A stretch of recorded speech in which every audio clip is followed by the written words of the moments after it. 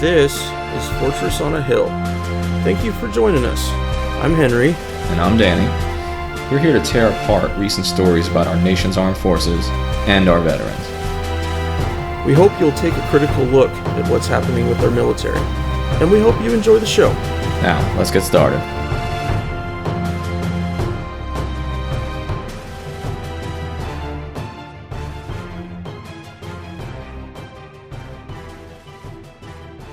All right, so hey listeners, we're going to start our headlines today with kind of a back-to-back tag team on Africa, the newest theater in our forever war that seems to be spreading to just about every continent on the planet. I think eventually we're going to find, quote, terrorists to fight in Antarctica at this rate, but we'll start with Africa today. This is kind of an old article, and it's from the Military Times. It's a few weeks old. And I've been meaning to talk about it on the pod, and just other stuff keeps coming up. You know, it's almost impossible not to get caught up in the daily news cycle of Trumpism. But this is from the Military Times, and it's called DOD approves danger pay for Niger, Mali, and Cameroon, 3 countries in Northwest Africa. So we're going to talk more about the Green Berets that were killed months back, the 4 Green Berets. But while they were serving in Niger, think about this for a second. The senators on the Armed Services Committee didn't even realize they were there. America did not even know where Niger was on a map. And those soldiers who died in a major combat operation were not even receiving danger pay. Because as far as the military was concerned, that was not a combat zone. Think about that for a second. We're in so much combat in so many places that we don't even know where we're at war and where we're not. We don't even know how to label it correctly. But have no fear. The Department of Defense, retroactive to June 7th, 2017. I have no idea how they came up with that. Retroactive to that date, they are now paying danger pay for all the soldiers and Marines, et cetera, that are either in Niger, Mali, or Cameroon. Which is interesting that they chose those 3 countries, because I didn't even know we had a major military operation happening in Mali or Cameroon. So sometimes this is how you find out. In the mass secrecy society that we now live in, you have to read between the lines to figure out what our damn soldiers are doing. And is Mali the next place they're going to die? Cameroon? The DOD seems to think it's a possibility. So anyway, those 4 soldiers, Staff Sergeant Brian Black, Staff Sergeant Jeremiah Johnson, Sergeant LaDavid Johnson, and Staff Sergeant Dustin Wright, they will all now, their families, will be able to collect an additional $225 a month for the time retroactively that they spent there, which is positive, of course. But I'm concerned about why it took so long. Why not earlier? This is a reactive posture rather than a proactive posture. When it comes to benefits, and I think you agree with this 100%, Henry, when it comes to benefits, the military should be proactive. It should be forward-looking and trying to give us, if anything, more than we deserve, rather than giving us less and then waiting to fix the problem later. If they knew that there was even the possibility of combat while they were doing the advising mission in Niger, there ought to have been danger pay. Okay, so this gets really interesting, though. The imminent danger pay, or IDP, is being paid now. But at the same time that they did this, they reduced the amount of hardship duty pay for those 3 locations down to $100 from $150 a month. So in other words, they're like robbing Peter to pay Paul. They lowered the amount of hardship duty pay by $50, and then they added the $225 for this other pay. So now essentially the soldiers are getting an $175 raise rather than a $225 raise. It's such penny pinching. It's unbelievable to me that that's the approach we're taking. So what does this tell us? It tells us that the military isn't even sure, it appears, which areas of its deployments to 70% of the countries in the world are dangerous, which ones are hardship duties. We're so overstretched in the year 2018 that we're having to reactively figure out where our soldiers are in danger and try to pay them accordingly.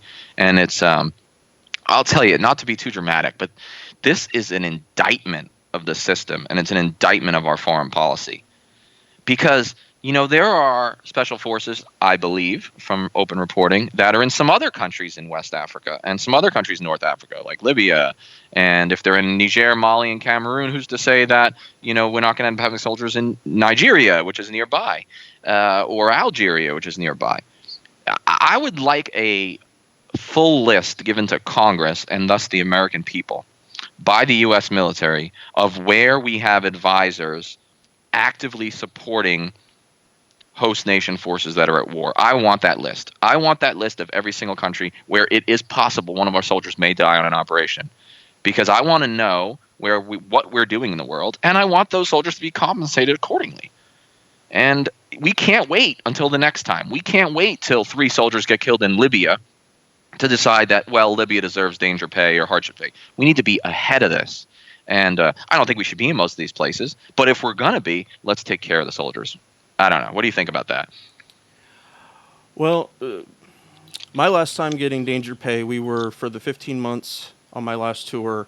I remember that they were able to get us out of country just in enough time that we didn't get the extra $1,000 for the 15th month. And overhearing NCOs discussing it is that was always the plan, is that they go out of their way to try to deny troops this money. Even when the rules are more liberal, their actual enforcement is very, very conservative in the end. They don't get to those people as much. Now, I would assume that by them saying, if they had done it from June 2017, that would have been their indictment that, yes, these guys are taking fire. And so they would rather not pay these guys and have us be more completely in the dark about it than appropriately pay them and expose their operations there. And we're not talking about exposing them to any danger. We're talking about to the media. Any bullshit they want to bring up about, like, no, it's confidential, it's national security, we can't discuss it. Like you just said, that there's even one single soldier in Mali, Chad, Nigeria, any of these places. So, but yeah, that's the way that they work the system, especially when it comes to pay. And it's ridiculous. It's a travesty, and I want the American people to know about it. I want someone like John McCain to be yelling about this on the floor of the Senate. I don't always agree with the man, but we need someone with a little bit of courage to stand up, maybe a veteran, to say, hold on, everybody. Like, hold your horses and let's take a look. Let's take stock of where we are in the world and re-look our operations. I think that would be valuable. And you're right. It's not going to happen. It's a systemic problem, and we're reactive rather than a proactive force. Which brings us to the other reporting, right? That we're going to talk about now, and the new information coming out in Niger. Yeah. So first on the block today for me, just out of Vice News this last week, that there is an 800-bed base being built on an old Soviet airstrip in Somalia. This is in addition to the 800-bed drone base that's being built in Niger. But it shows just how dedicated DoD is to, quote, fighting extremism in Africa. From the article, the buildup coincides with an aggressive escalation by U.S. forces in their fight against Al-Qaeda-linked Shabab. U.S. Africa Command, known as AFRICOM, now has more than 500 military personnel in Somalia. According to a spokeswoman, a dramatic increase over 2016 when AFRICOM only acknowledged 50 troops on the ground there. And since January 2017, U.S. forces have conducted at least 48 strikes in Somalia, compared to 14 in 2016 and 11 in 2015. Bale Doggle, I think is the name of the base. The access to it is very highly restricted, but American contractors and Somali security officials with knowledge of the project told Vice News that the work began last June. AFRICOM would not specify any specific base sizes, but it did confirm that this base is now the third largest concentration of personnel on the continent after Djibouti and Niger. So just looking at this through the contrast to the Obama administration for a second, Trump has given DoD all the clearance it needs to expand its operations in Africa. And while DoD spokespersons have talked about the need to, quote, advise and assist, that's the bullshit we hear most often, the heaviest fighting still requires U.S. boots on the ground to accomplish this. We're seeing this in Afghanistan, certainly in Syria, and now we're seeing it in Africa too. This is in stark contrast to the Obama administration, which required drone strikes or use of special operations forces require an actual threat to Americans.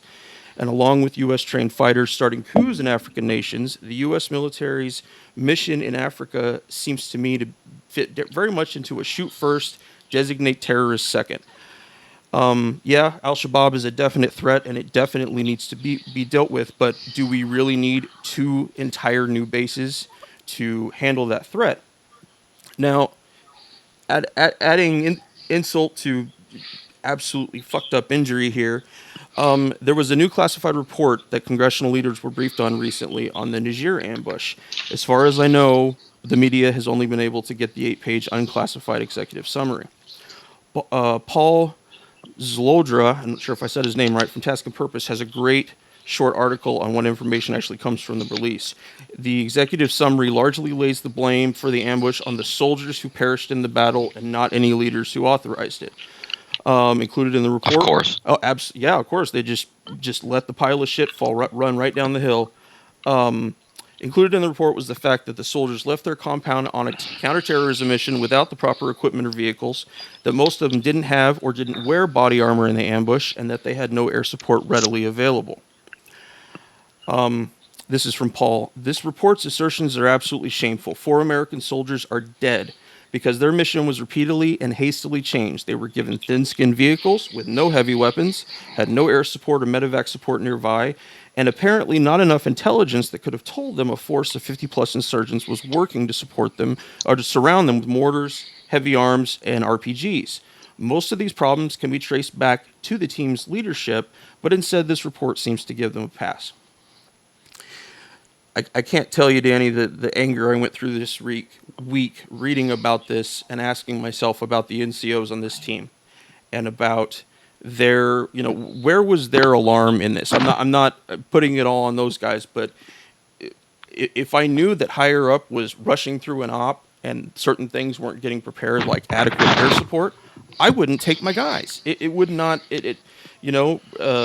change from a training mission to a kill mission, no intel to understand what they were walking into. And by the way, guys, AFRICOM has now mandated it that any convoy that goes out in the AFRICOM AO now has to have a drone that is doing air reconnaissance for it, which to me should have been the easy answer beforehand. We're going into places and with adjacent borders of countries that are real close together and you don't really know what the hell's going on. So why wouldn't they have done that in the first fucking place? It's a great question because you mentioned the NCOs. I'm sure they felt pressure to just do what they were told because that's how it works. But at the same time, so many alarm bells should have gone off that you've mentioned. Okay, no air support, no drone giving us surveillance, and that means we don't have any intel. We don't even have body armor or crew serve weapons, so maybe we are not ready to switch this into a capture kill. Could you imagine rolling through Iraq to go raid an apartment building and you didn't even have body armor? First of all, you wouldn't be allowed out the gate. Nope. Without body armor or without crew serve weapons? I mean, that's madness. It shows that we're fighting the war on terror not only in more places than we need to, ever expansive, but we're doing it on a shoestring sometimes in these places like Niger, which is the same reason that the French had to get involved with like Kazovac and an air support, because we're all over the place. We don't have resources to do this. No, I just kept picturing the rolling out a gate, like you said, in Iraq with, I think they had 7 vehicles, but none of them had crew serve weapons mounted. So we'd be dead. And even the heavily armored stuff, even the guys that Blackwater, the kind of trucks that Blackwater had, even those weren't as hard armored as our Humvees and ASVs and Strikers and stuff. So right. Yeah, no, but I hope more information continues to come out about this, but yeah, I'm so done being pissed about it for now. My sister, who, she's interested in the military because I've been serving for so many years, but this is not a person who's deeply embedded in the knowledge about the Middle East or North Africa. And she texted me during one of the press conferences this week regarding Niger, and she's like, "Are you listening to this?" So this is a lay person, my sister, who's an architect, okay? She's not a professional military analyst. And she recognized the hypocrisy and really the absurdity of this mission and the fact that we're just finding this stuff out now. So much so that she decided to text me and talk about it because, even to a lay observer, that should be telling. If a lay observer like my sister can watch this and say, I don't know a lot about the military, but something doesn't sound right, alarm bells ought to be ringing. And I feel like this is not the last we've heard of the Niger ambush. I feel like we're going to get some sort of new shocking information in the future because it's all come out in drips and drabs. You know, we didn't get like a solid report to the public. It's all been like leaking out, one thing after another. Oh, well, actually he was captured. Oh, well, maybe he wasn't. Oh, maybe he was executed. And maybe, you know, it's like one piece after another has been sort of leaking out rather than just a full disclosure. Mac Thornberry, the chairman of the House Armed Services Committee, when the first leaks from this report came out in the media, the only thing that he mentioned in his press release was the leaks. It wasn't the information that came out. It wasn't any of these points that we've discussed today. His only thing, and it was a good 2-paragraph press release about this, was about his anger at the leaks about the fucking report, not the reality. Ridiculous. And, you know, he could do both. I get that they don't want to question DOD on anything these days, but couldn't he not do both? Could he not hold them accountable and say that the leaks were inappropriate? Seems logical to me, but it's so political and it's so partisan at this point. It's like it seems to me that like Republicans and conservatives at this point, most of them at least, only care about the leaking. They're like, how dare people leak? And the Democrats feign shock that, you know, oh my God, the substance of the leak. But even the Democrats aren't really engaged. They don't know what's going on until after it happens. So it's like there's no congressional oversight. There's, you know, part of the reason we have a Congress is to hold the executive accountable and to provide oversight of military operations, foreign policy, et cetera. And I mean, they're just failing in that duty. And then we're surprised they have like a 7% approval rating. Congress, that is. They are derelict in their duty. They are supposed to represent us, okay? And they're not doing that. And you know what? We shouldn't be surprised because this is a 17-year-old tale. This is nothing new. The same problems have repeated themselves every year. If you think it'll be better in 2019, you're wrong. It's going to be worse. Yep, it'll definitely be because worse. It's been getting progressively worse. And this administration, like you mentioned, they ran on a platform of like less war, less dumb stuff in the Middle East, and I was kind of on board with them. You know, I thought Donald Trump was a sort of coarse and crude man, of course, but I was like, all right, well, some of the stuff he says on foreign policy is pretty reasonable. But the exact opposite is how he's actually, actually ruled. It's been whatever the DOD wants, we'll give them. And if they want to expand operations, if they don't want to stop reporting civilian casualties, well, that's good. Never question our military. They're gods. Well, they're not gods because when they roll out the gate without armor and crew-served weapons and intelligence, they die just like anyone else because they're not gods. They are the most effective fighting force in the world, but they still need to be supported in order to succeed. Absolutely. It's we're not. They're not supermen. They're not people that have anything beyond what a normal soldier would. They can't. They're not Hercules. They're not going to go in and change things in a way that any other fighting force could not change something. So, and this is a stern reminder for me. Where's our anti-war movement? Where are people talking about this exact thing? Not even just the missions, but the deployments.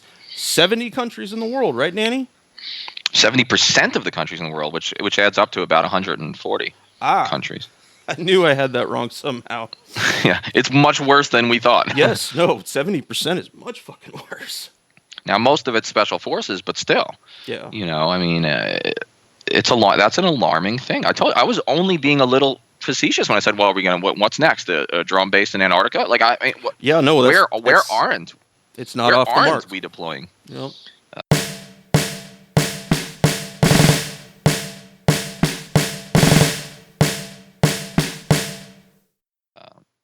You know, and so you mentioned, like, where's the anti-war movement, which kind of rolls me into my next article, which is also from the Military Times. It's also a couple weeks old, and I've been meaning to fit it in. And the title of the article is "The Vice Chief Wants More Than Just Military Brats in the Army." This is referring to the Army's Vice Chief of Staff, the sort of second in command of the Army. His name is General James McConville. And he is expressing alarm that too large of a percentage of our military has a large number of family members also in the military. In other words, the military is not touching a broad enough sort of framework of people, and it's a narrow military caste, almost like a Praetorian Guard in the Roman sense, that is now serving in the military. And he expressed alarm about this.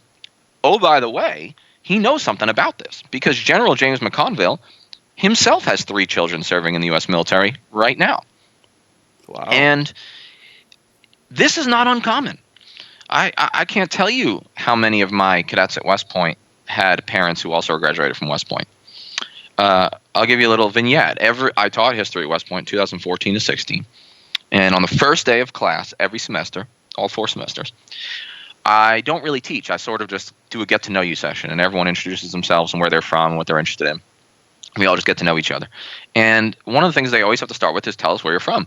And I had usually 12 to 15 cadets in each class. We have pretty small class sizes, which is great. And every time I did it, between 3 and 5 of those cadets, in other words, about 33% of them, would say, well, I'm not really from anywhere. And I would say, what do you mean? And they would say, well, I'm a military brat. And that's great. I mean, there's an enormous amount of honor in a family having sort of a tradition to serve. But too high of a percentage of our military is from military families, from the same little group. So that the rest of the country is disjointed and sort of split from the military and what the military does. And I think that helps explain your point, which is that there's not enough of an anti-war movement. No. Because if there were a draft, or if a larger percentage of Americans were volunteering, more people would have skin in the game and more people would be like, wait a second, what are we doing? But when it's these like military castes, these like military families that are serving, no one really cares because it's just like a small segment of the society and it doesn't touch your average American. And it fits right into their lived experience as well. Absolutely. You know, McConville came up with some stats. I mean, get this. Right now, 79% of the people that join the Army have a family member that served in the military. How do you not become isolated from the rest of society when 79% of your enlistees are from military families? That's an enormous number. Now, I understand some of those are like grandfathers who were in Vietnam and, you know, during the draft time, but that is still, it's the highest it's ever been, to my knowledge. The quote that General McConville had was really excellent. He said, quote, "We don't want to be a family business or a military business because we want to give everyone the opportunity to serve." In other words, it's unhealthy for the republic, small r, republic, when a military caste begins to fight. When you so professionalize your force that it no longer reflects the society that's supposed to be protecting. This happened in Rome. Rome started having a military caste, and then it started relying on essentially mercenary professionals to fight in its armies. And what they found out was Roman society became ever more sort of corrupt and narcissistic and not invested in its own defense. And sooner or later, the borders started kind of falling to the barbarians. And that's not the only reason it happened, but it helps explain the fall of the Roman Empire. And I fear that we're in a very similar situation today.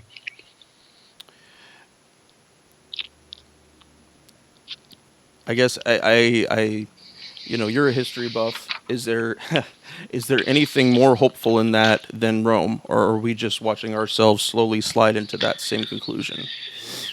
I think if there's any hope, obviously technology keeps us a step above the quote barbarians, whatever those are these days. I think most people would think a barbarian is just a Muslim or a vaguely Arab person. Yeah. But yeah, technology and social media and the ability to spread information should be helping us. It should be helping people like you and I to kind of ring the alarm and get our message out. But unfortunately, one of the problems with social media and technology is that everything's so saturated and inundated with articles and stuff to read that people can't figure out what's valuable and what's trash, what's fake news and what's conspiratorial and what's real news. And so, I don't know what to be hopeful about. I have a dark view of a lot of this, admittedly. I think that unless we come up with some sort of form of national service, whether it be just military or like the opportunity to serve in some other federal agency, unless we have national service for kids right after they graduate college, I don't see this changing. I think that the military will become ever more professionalized, ever more narrow, and ever more of a family business until it's almost like we have mercenaries serving.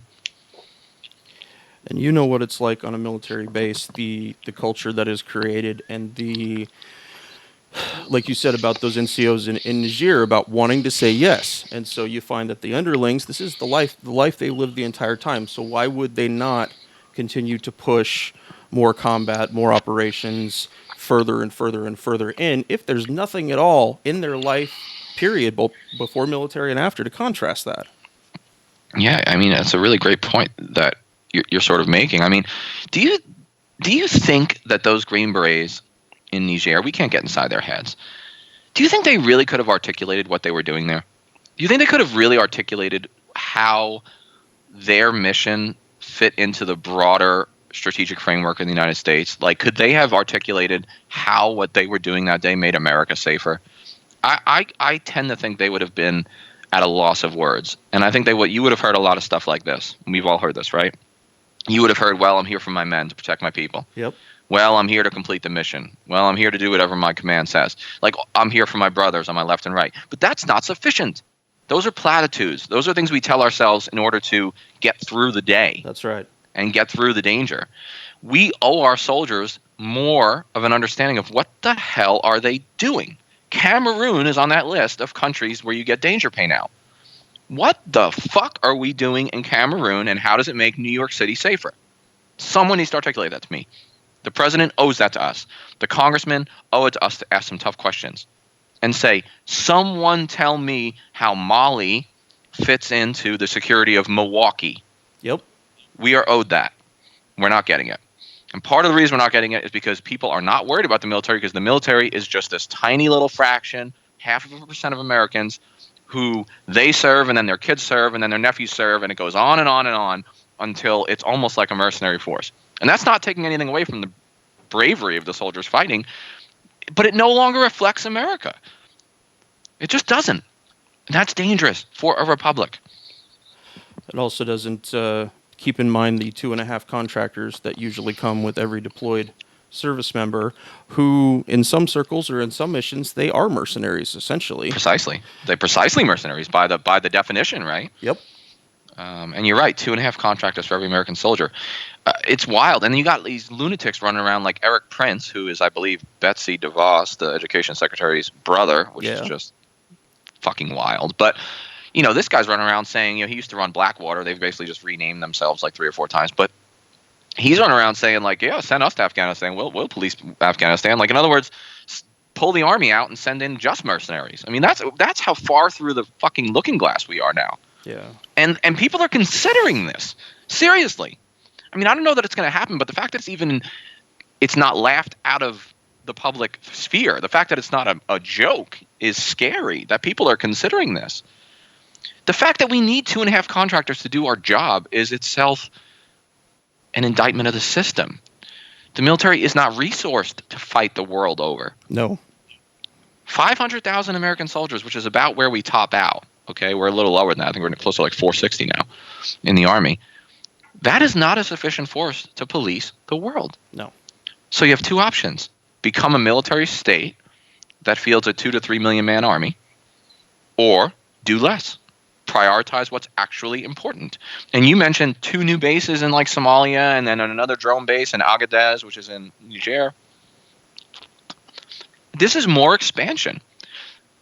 800 beds means 16 or 1,800 contractor beds. And where are we getting these people from? You know what I mean? There's a finite number of soldiers in the military. There's a finite number of mercenaries or contractors willing to serve. What if we can't stabilize every country in North Africa?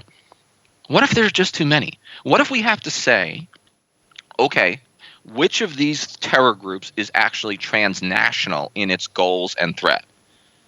Okay, in other words,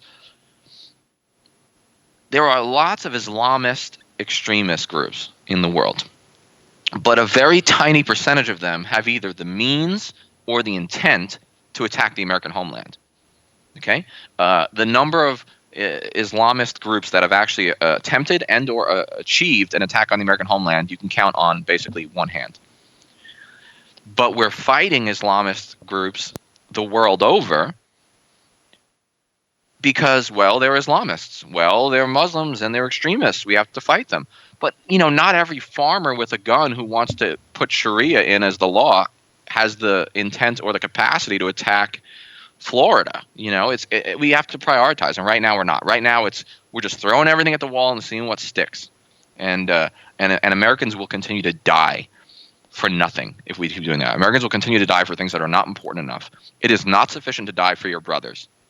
you need to also be dying for something worthwhile. Otherwise, you shouldn't have been there. You shouldn't have been asked to die for your brothers, because the fact that you were is a failure in the system, a failure of the American people, a failure of the American Republic.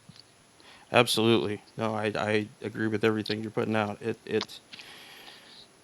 We should have. I should have been, as a young soldier, I should have been able to articulate why we were in Iraq, because my command had made it clear to me this is what's important here.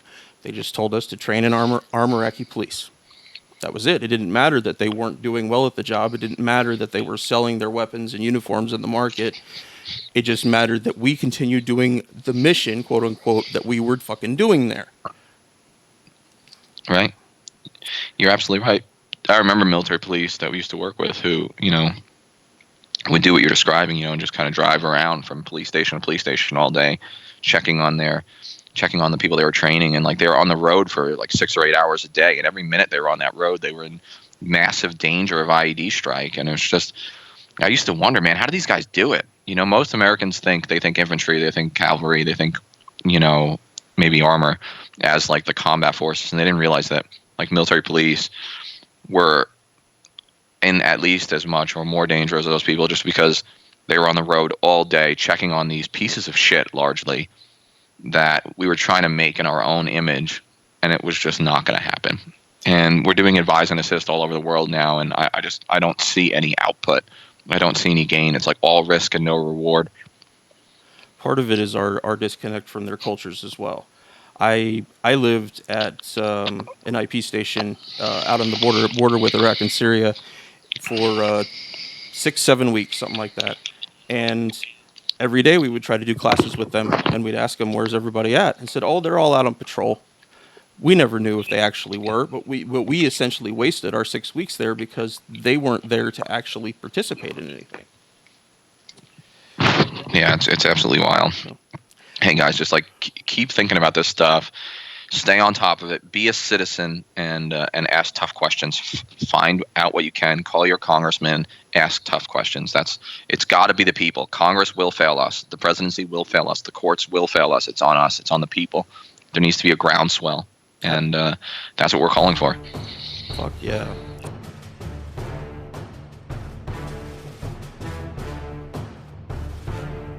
Thank you for joining us today. Please come join the conversation at www.fortressonahill.com. You can also find us on Twitter at Fortress on a Hill, or on Facebook at www.facebook.com/Fortress on a Hill. We want to hear from our listeners about the topics and issues pertinent to America's military and veteran communities. And last but certainly not least, analyze your news and its sources very closely. Verify everything you read. And remember that no one, no matter how powerful, are above criticism, especially those with the power to send others into harm's way. We'll see you next time.